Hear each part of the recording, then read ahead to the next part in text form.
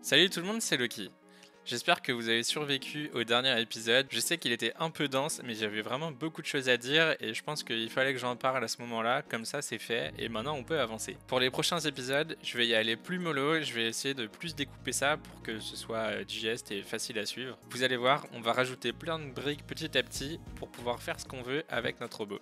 Et sans plus attendre, ce serait bien qu'à un moment quand même, on puisse faire des choses à notre robot. Pour l'instant, il est quand même très passif, on a juste fait beaucoup de mise en place, mais à un moment, ce serait bien qu'on puisse lui envoyer des commandes. Et justement, c'est ce qu'on va faire aujourd'hui. Ce que j'ai fait, c'est que j'ai écrit un nouveau plugin pour Gazebo, qui va me servir cette fois à appliquer des forces sur les joints de mon modèle. J'ai rajouté un peu de code, mais vraiment pas beaucoup, donc je vais vous montrer. Vous voyez ici dans mon projet, j'ai rajouté quelques fichiers qui constituent ce nouveau plugin. C'est pas grand chose, mais j'ai quand même dû écrire un plugin moi-même. Ce que je vous avais montré la dernière fois, c'est que Ross nous fournit un ensemble de plugins qui existent déjà pour pouvoir faire des choses dans la simulation avec Gazebo.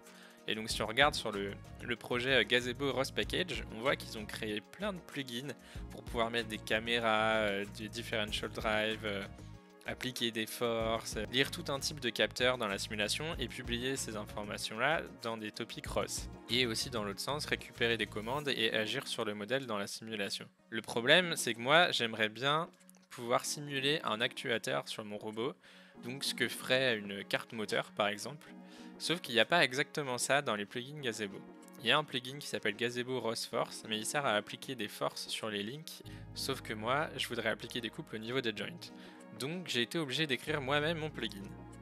Et vous allez voir qu'en fait c'est pas très compliqué, surtout que comme il y en a déjà plein, on peut clairement s'en inspirer.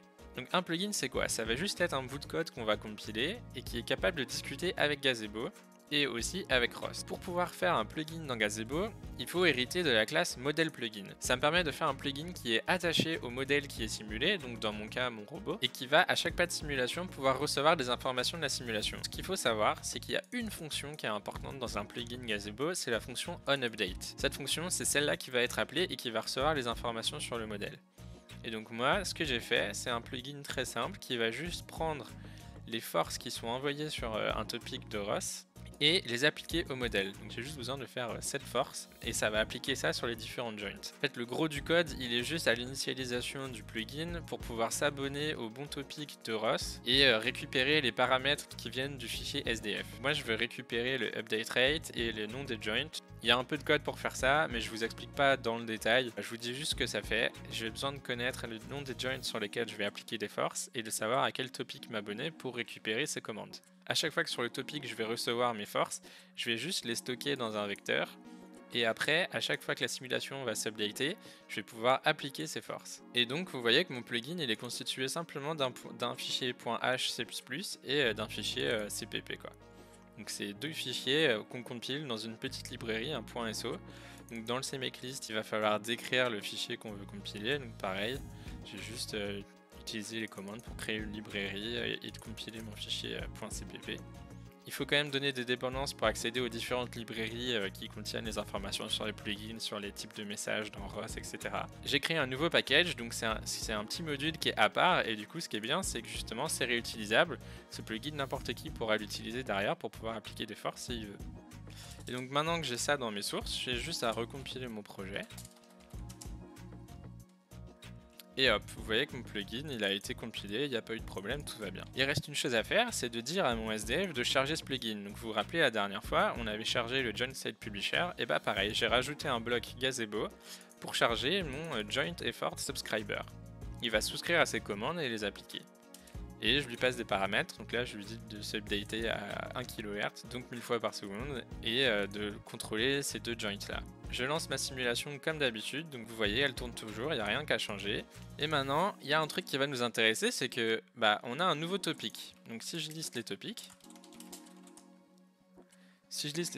vous voyez qu'on a un nouveau topic qui s'appelle Joint Effort Command.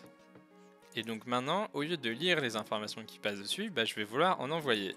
Pour ça, il y a une commande de Ross qui s'appelle topic pub, donc pour publier un message. Et donc là, il y a plusieurs choses à lui donner. Il faut donner le chemin vers le topic, le type de message et ensuite des datas. Et donc là, je vais envoyer une commande de 1 Nm sur mes deux joints. Et voilà, Le robot a bougé et maintenant il applique en permanence cette force. Le plugin, je l'ai codé d'une certaine façon pour que, en fait, dès qu'il a reçu une commande, il continue à l'appliquer ensuite en permanence à chaque pas de simulation. Et donc il faut lui envoyer une nouvelle commande. Donc, par exemple, si je mets -1, il faut lui envoyer une nouvelle commande et là il va la prendre en compte et appliquer la nouvelle. Et donc là vous voyez qu'il applique une force, il applique un couple et donc ça soulève un peu les jambes, mais comme il y a un peu de gravité, elles vont pas jusqu'au bout, elles restent là où elles sont. Et voilà, c'est pas très compliqué, mais ça me permet d'avoir une première interface pour pouvoir contrôler mon robot. Alors bien sûr, là c'est pas très intéressant parce que j'ai pas envie de taper 12 000 commandes dans le terminal pour envoyer des commandes une par une à mon robot, mais c'est simplement pour vous montrer que c'est possible.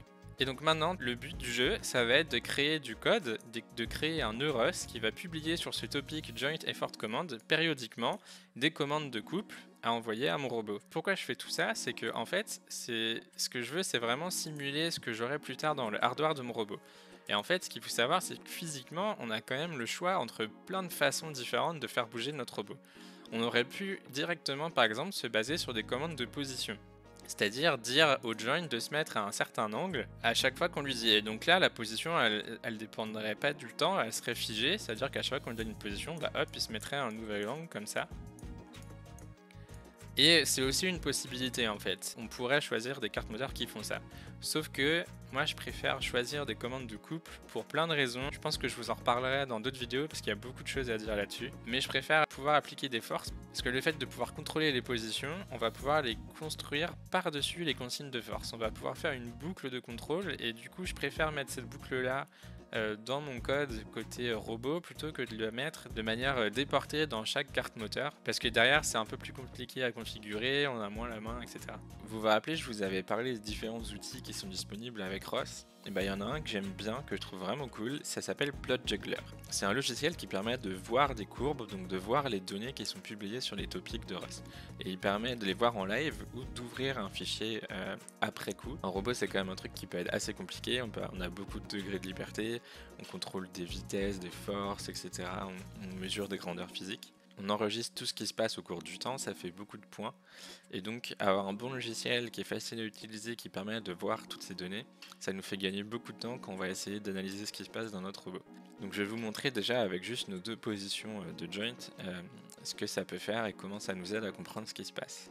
Là j'ai tout mis en place, j'ai ma simulation qui tourne, donc j'ai mon robot qui est en l'air, j'ai le Plot Juggler qui tourne, qui affiche en temps réel les positions de joint, donc là il bouge pas, vous voyez, donc il se passe rien. J'ai plus qu'à envoyer une commande à mon plugin, donc une commande de couple qui va s'appliquer. Et donc là on voit le robot qui bouge et on voit les positions qui bougent sur le graphe. Et donc voilà, ça a l'air tout simple comme ça, mais en fait c'est quand même génial de pouvoir le voir en temps réel. Et donc vous verrez après, quand on aura de plus en plus de moteurs dans le robot, quand on aura d'autres types de capteurs, des boucles de contrôle, etc. Ça va être super pratique de pouvoir visualiser ça en temps réel. Je vous le refais dans l'autre sens, juste pour le fun. Et voilà. Vous voyez, ça repart dans l'autre sens. Ce qu'il faut comprendre, c'est que c'est une force que j'applique sur les jambes, et donc si jamais par exemple je coupe la gravité, en fait les jambes elles vont être poussées jusqu'à leur limite. J'ai mis des butées dans l'URDF. Donc hop, si je mets une gravité de 0, vous voyez, elles sont bloquées sur leur butée. Et donc si je mets une force dans l'autre sens maintenant, hop, elles sont poussées jusqu'à leur autre butée. Et donc là on voit les limites min et max de notre robot. Et voilà, c'est tout pour aujourd'hui. Si ça vous a plu, abonnez-vous, partagez la vidéo et on se retrouve la semaine prochaine.